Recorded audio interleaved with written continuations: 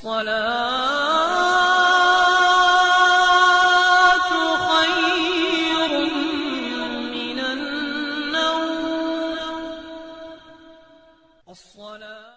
باللہ من الشیطان الرجیم، بسم اللہ الرحمن الرحیم۔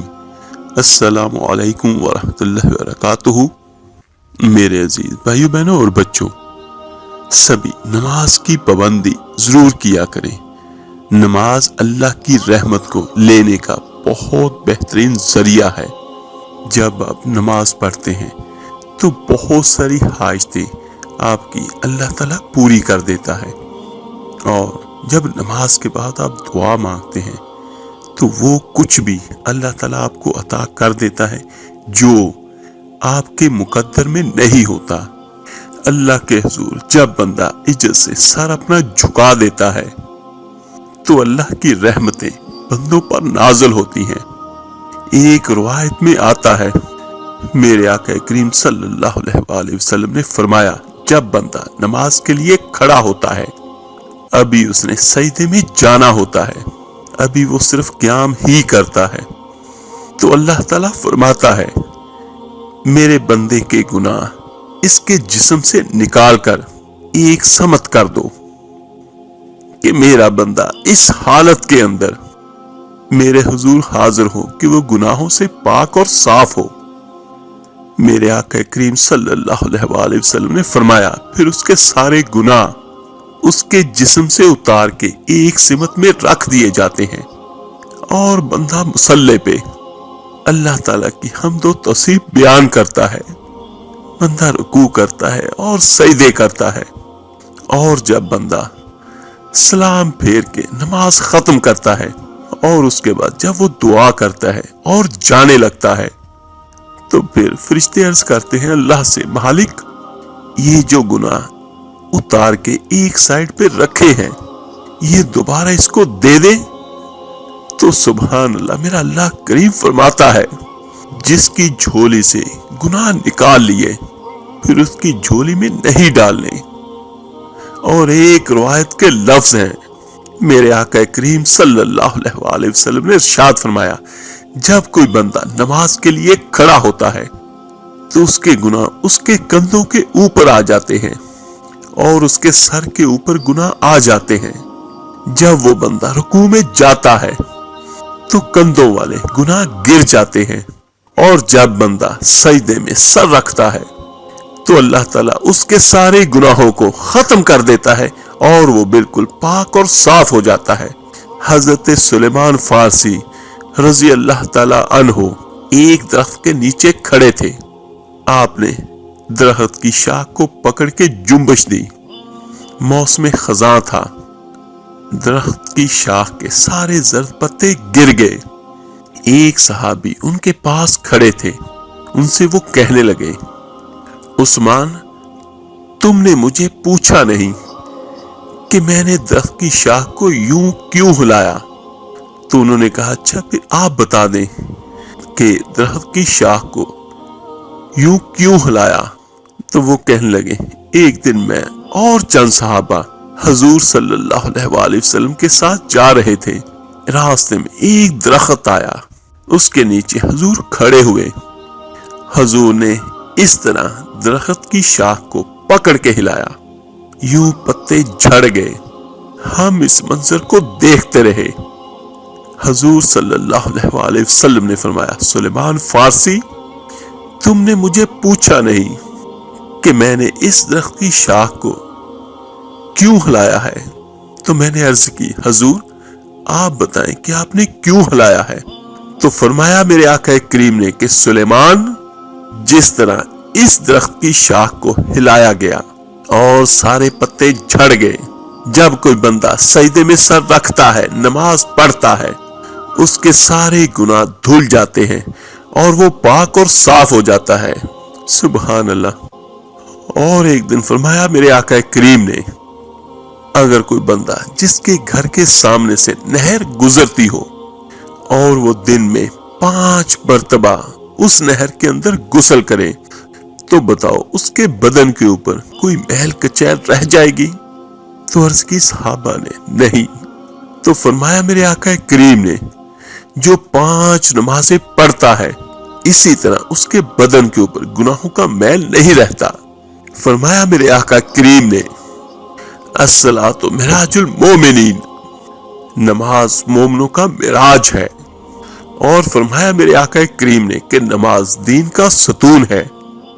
اور میرے آقا کریم صلی اللہ علیہ وآلہ وسلم نے ارشاد فرمایا مجھے تمہاری دنیا سے صرف 3 چیزیں پسند ہے، ایک خوشبو، دوسرا منکوحہ بیویاں، اور تیسری میرے آقا کریم نے فرمایا اور میری آنکھوں کی ٹھنڈک نماز پہ رکھی ہے۔ اور میرے آقا کریم نے یہ بھی ارشاد فرمایا جس نے جان بوجھ کے نماز چھوڑی گویا اس نے کفر ہی تو کیا، یعنی کافروں والا کام کیا۔ حضرت امام فخر الدین نے تفسیر کبیر میں لکھا کہ ایک عورت مدینے کی گلیوں میں چیخ رہی ہے اور کہنے لگی کہ مجھے حضور کے در کا پتہ بتاؤ۔ حضور کی چوکھٹ کا پتہ بتلایا گیا، وہ حاضر ہوئی اور آقا کریم صلی اللہ علیہ وآلہ وسلم کی خدمت میں عرض کی حضور میرا خاوند سفر پہ گیا ہوا تھا اور میں نے اس کی عدم موجودگی کے اندر زنا کر لیا اور حمل ٹھہر گیا، اور جو بچہ پیدا ہوا میں نے مارے شرم کے اس بچے کو سرکے کے مرتبان میں ڈال دیا، اور پھر اسی سرکے سے میں لوگوں کو فروخت کرتی رہی۔ اب جب کہ میرا ضمیر جاگا ہے تو میں آپ کی خدمت میں حاضر ہوئی ہوں، مجھے بتائیے کہ میرے گناہ کا کوئی کفارہ ہے؟ تو میرے آقا کریم صلی اللہ علیہ وآلہ وسلم نے ارشاد فرمایا جو تو نے زنا کیا ہے اس کی سزا رجم ہے کیونکہ تو شادی شدہ ہے، اور جو تو نے بچے کو قتل کیا ہے تو قتل کی سزا قتل ہے، اور جو تو نے سرکہ بیچا ہے یعنی وہ سرکہ جس میں بچے کو گلا کر مارا گیا تھا، تو نے کبیرہ گناہ کیا ہے، اس کی سزا تو قیامت کے دن پائے گی۔ اور اس کے بعد میرے آقا کریم نے فرمایا ان تینوں گناہوں کی یہ سزا ہے، لیکن جس طرح تو گھبرائی ہوئی آئی تھی میں تو یہ سمجھا تھا کہ شاید تیری نماز اثر قضا ہو گئی ہے۔ تو میرے عزیز بھائیو بہنوں بچوں، آپ اندازہ کریں کہ نماز کی اہمیت کیا ہے اور ہم نماز میں کتنی سستی کرتے ہیں۔ اور اگر کسی کو دعوت دی جائے کہ آؤ نماز پڑھنے چلیں تو ایک بہانہ تو عموماً سبھی کی زبانوں پر ہوتا ہے کہ بس یار میرے کپڑے ناپاک ہیں۔ میرے عزیز بھائیوں، سب سے بڑی بات کہ کپڑے کیسے پاک ہوں وہ اللہ کے حضور جھکنا ہی نہیں جانتے۔ اصل میں ایسے لوگوں کے کپڑے نہیں، ان کا دل ناپاک ہوتا ہے۔ جو اللہ کے حضور جھکتا ہے اللہ تعالیٰ اس کو پاک کر دیتے ہیں۔ اللہ کے حضور خراج پیش کرنا چاہیے اپنی محبتوں کا سجدوں کے ذریعے۔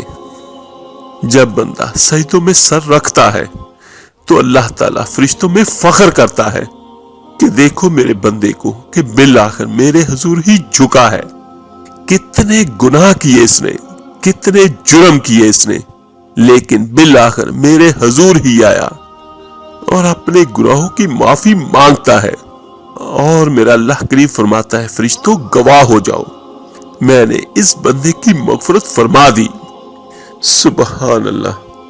ایک روایت میں مستند امام احمد بن حنبل میں موجود ہے، فرمایا میرے آقا کریم نے جب بندہ نماز کے ارادے کے لیے اٹھتا ہے اور وضو کرنے کے لیے جب وہ پانی کا پہلا قطرہ چلو میں لیتا ہے، چونہی اس کے بدن سے وضو کا پانی چھوتا ہے اللہ تعالیٰ اس کے گناہوں کو معاف کر دیتا ہے۔ سبحان اللہ۔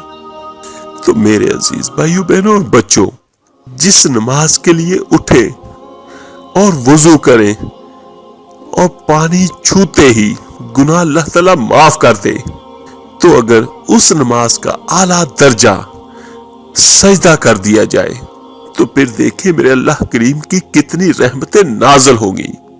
میرے عزیز بھائیو، نماز بہت بڑی دولت اور سرمایہ ہے جس سے ہم میں سے بہت سارے لوگ محروم رہتے ہیں۔ میرے عزیز بھائیو، اللہ کی رحمتیں سجدوں میں ڈھونڈیں، اور جب ہم اپنی پیشانی سجدے میں رکھ کر اللہ سے مانگتے ہیں تو اللہ تعالی ہم پر اپنی رحمتیں نچھاور کرتا ہے۔ تو میرے عزیز بھائیو، نماز میں کوشش کریں کہ سورہ اخلاص کو لازمی پڑھا کریں، کیونکہ اس میں اللہ تعالیٰ کی توحید بیان ہوئی ہے۔ امام بخاری نے روایت کیا کہ حضرت ابو سعید خدری رضی اللہ تعالیٰ عنہ سے روایت ہے کہ ایک آدمی نے دوسرے آدمی سے سنا کہ وہ قل هو اللہ احد یعنی سورہ اخلاص بار بار پڑھ رہا ہے۔ جب صبح ہوئی تو اس نے رسول اللہ صلی اللہ علیہ وآلہ وسلم کی خدمت میں حاضر ہو کر اس واقعے کا ذکر کیا، گویا وہ اس عمل میں کوئی بڑا ثواب خیال نہ کرتا تھا۔ تو میرے آقا کریم صلی اللہ علیہ وآلہ وسلم نے فرمایا، مجھے اس ذات کی قسم جس کے قبضے میں میری جان ہے، یہ سورت قرآن کی 1/3 کے برابر ہے۔ سورہ اخلاص قرآن مجید کی 112 نمبر سورت ہے، اور اس سورت کے پڑھنے کے بہت زیادہ فضائل ہیں، کیونکہ اس سورت کا نام ہی بیان کرتا ہے کہ اخلاص، اور اخلاص کا مطلب کیا ہوتا ہے؟ پیور، یعنی خالص، بغیر ملاوٹ کے۔ تو سورہ اخلاص کی سب سے بڑی فضیلت کیا ہے کہ اس نے رب کیا ہے اور کیا نہیں ہے اس کو فرق کر دیا۔ اور میرے عزیز بھائیو، جو لوگ سورہ اخلاص پڑھتے ہیں اللہ تعالیٰ ان سے محبت کرتا ہے۔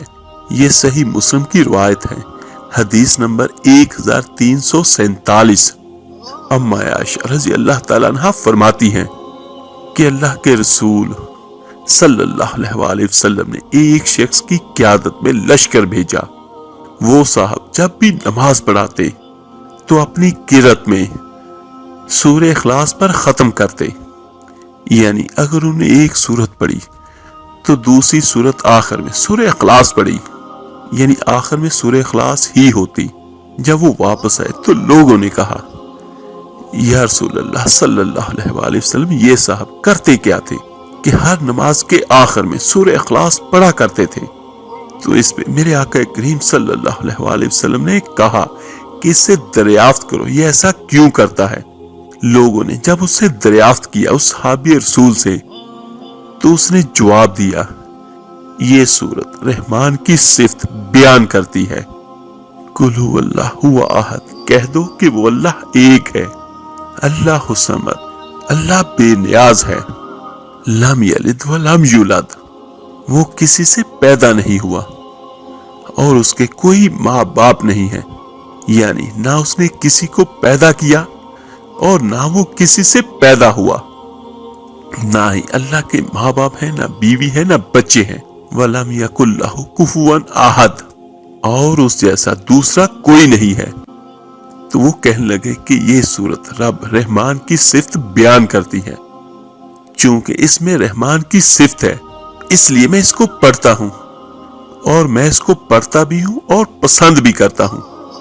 تو یہ سن کے میرے آقا کریم صلی اللہ علیہ وآلہ وسلم نے فرمایا، اسے جا کر بتا دو کہ اللہ تعالیٰ بھی اس سے محبت کرتا ہے، کیونکہ وہ رحمان کی صفتوں کی وجہ سے سورہ اخلاص پڑھتا ہے، اللہ تعالیٰ بھی اس سے محبت کرتا ہے۔ سبحان اللہ، سورہ اخلاص پڑھنے کی اتنی زیادہ فضیلت ہے، تو یہ کم ہے کہ جو بندہ سورہ اخلاص پڑھے، اس کی تلاوت کرے نماز میں، ویسے بھی تو اللہ تعالیٰ اس سے محبت کرتے ہیں۔ تو جس سے میرا اللہ محبت کرے تو یقیناً اس کی ہر دعا ضرور قبول ہوگی۔ اللہ تعالیٰ سے دعا ہے اللہ تعالیٰ آپ کو، مجھے، ہم سب کو 5 وقت کا نمازی بنائے، آمین ثم آمین۔ آپ میرے لیے دعا کیجئے گا، میں آپ سب کے لیے ضرور دعا کروں گا۔ اس ویڈیو کو لائک اور شیئر ضرور کیجئے گا، صدقہ جاریہ سمجھ کر۔ ہو سکتا ہے آپ کے ایک شیئر کرنے سے یہ باتیں کسی کے دل پر اثر انداز ہو جائیں اور وہ نماز کا عادی بن جائے۔ تو ملتے ہیں جلدی انشاءاللہ تعالی ایک نئی ویڈیو اور عمل کے ساتھ۔ اپنا بہت بہت خیال کیے گا۔ اللہ حافظ۔